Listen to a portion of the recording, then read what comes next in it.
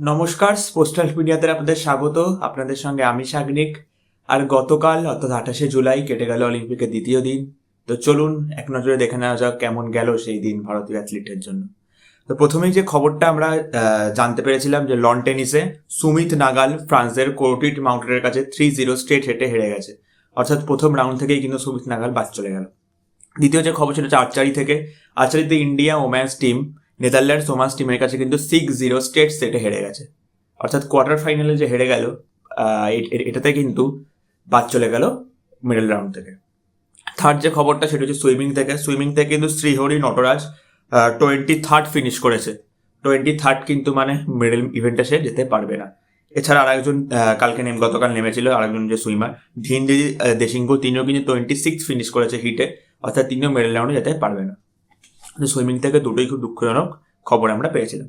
বক্সিংয়ে woman's 50 KG Nikhat Zarin প্রত্যাশা মতোই তিনি হারিয়ে দিয়েছেন কোলে ফ্রেজারকে 5-0 স্ট্রেট সেটে। তো তিনি পরবর্তী রাউন্ড অফ 32-র জন্য কোয়ালিফাই করে গেছে।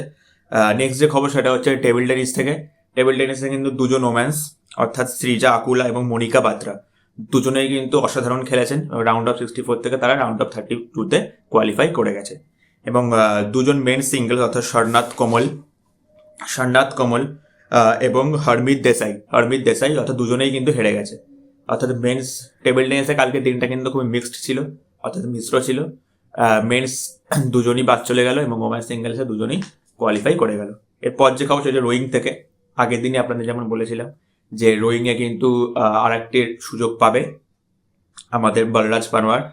তিনি প্রত্যাশার মধ্যে আরেকটি সুযোগ পেয়েছেন এবং সেটিকে অসাধারণভাবে কাজে লাগিয়েছেন, কারণ তিনি সেকেন্ড হয়েছেন এই রাউন্ডে এবং তিনি কিন্তু এবার ডাইরেক্ট কোয়ালিফাই করে গেছে কোয়ার্টার ফাইনালের জন্য।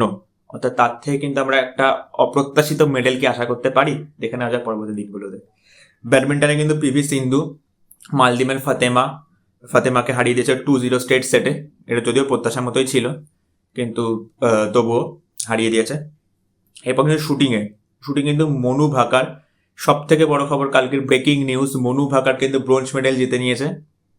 অসাধারণ তিনি শুটিং করেছেন। পয়েন্ট 1-এর জন্য যদিও সিলভার মেডেলটা হারিয়েছে, কিন্তু তবুও অলিম্পিকের ব্রোঞ্জ মেডেল জেতাও কিন্তু কোনো বড় কথা নয় প্রায় 12 বছর পর। এবং অ্যাজ আ ওম্যান প্রথমবার শুটিংয়ে মেডেল আনলো, যেটা একটা বড় অ্যাচিভমেন্টস। তারপর রুমিতা জিন্দাল কিন্তু নামবেন মেডেল রাউন্ডে, তিনিও কিন্তু একটা মেডেলের আশা জাগাতেই পারে। কিন্তু অর্জুন বাবুতা এবং এলানিভিল ভালাডোভিন দুজনেই কিন্তু বাদ চলে গেছে, কেউ কিন্তু মেডেল রাউন্ডে কোয়ালিফাই করতে পারেনি। এরপর যে খবর চলবে ব্যাডমিন্টন থেকে। প্রণয় হাসিনা সুনীল কুমার কিন্তু জার্মানির হাবিয়ান রথকে 2-0 স্ট্রেট সেটে হারিয়ে দিয়েছে। অসাধারণ তিনি খেলেছেন, দ্বিতীয় রাউন্ডে কিছুটা পিছিয়ে গেলেও তিনি আবার কাম ব্যাক করে তাকে হারিয়ে দিয়েছে। এবার টেবিল টেনিস থেকে যেটা আপনাদের বললামই যে হরমিত দেসাই কিন্তু হেরে গেছে। লন টেনিসে কেন রোহান বোপান্না ও শ্রীরাম বালাজি এরা কিন্তু হেরে গেছে ফ্রান্সের গিল মটলিন এবং রজার ভ্যাসলিনের কাছে। এরা কিন্তু 5-0 স্ট্রেট সেটে হেরে গেছে।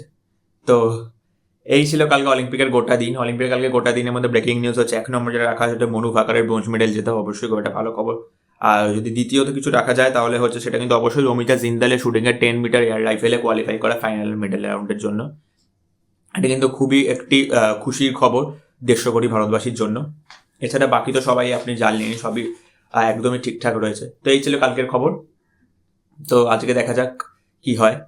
তো আবারও আমরা আসছি কাল ঠিক এই সময় আসবো দ্বিতীয় দিনে কভারেজ নিয়ে। তো চলুন, ততক্ষণ ভালো থাকবেন, সবাইকে সুস্থ রাখবেন, সবাইকে ভালো রাখবেন। Tata, good bye.